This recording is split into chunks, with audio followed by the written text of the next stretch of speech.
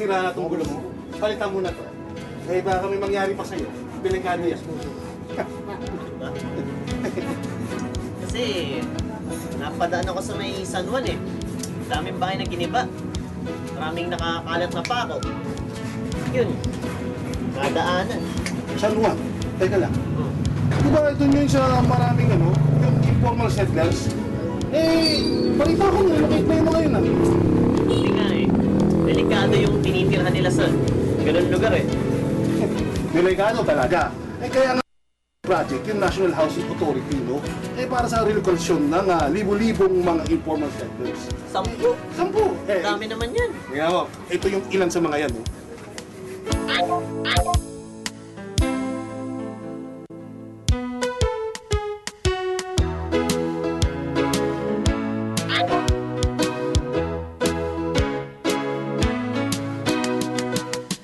Dami naman yan.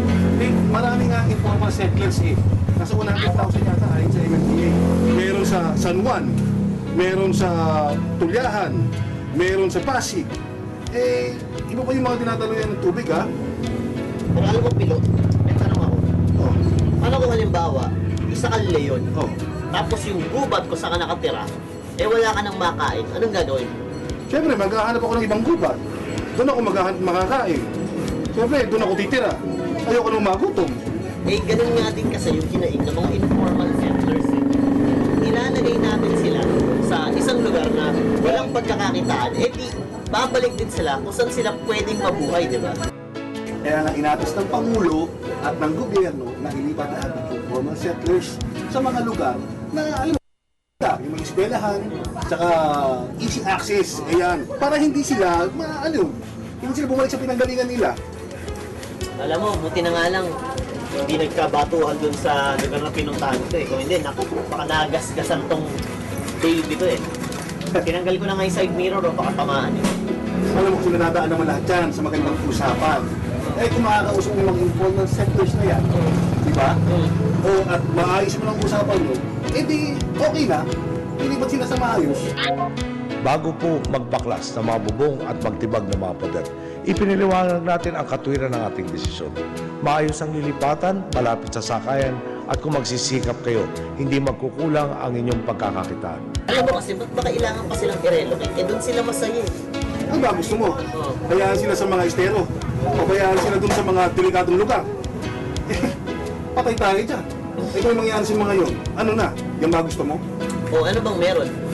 Alam mo, kaya nga sila nire-relocate para makaiwas sa aksidente o kung anong kapahamakan. Nakikita mo yung bahay dun. Yun. Sa Gildan Creek. Oo, meron. Pag mananatili yung bahay na yun dun sa gilid ng creek, nakaharang yan sa daluyan ng tubig. Pwede pang maging cause yan ng baha. Tsaka, pwede pang bumagsak yun, anumang oras. Diba? Tama. Kaya nga payo ko sa mga kaibigan natin na nakatira sa mga gilid ng creek, makipagtulungan sa gobyerno para sa relocation nila. Kaya panoorin ito. Matapos nga pong may biyahe ang isang pangkat sa relocation site, sila mismo nag-ikayat sa mga dati nilang kapitbahay. Sumama na kayo, mas ligtas dito.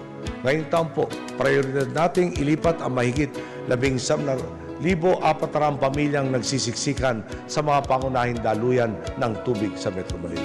Ayos naman pala itong proyekto na to eh, no? Ayos talaga yan.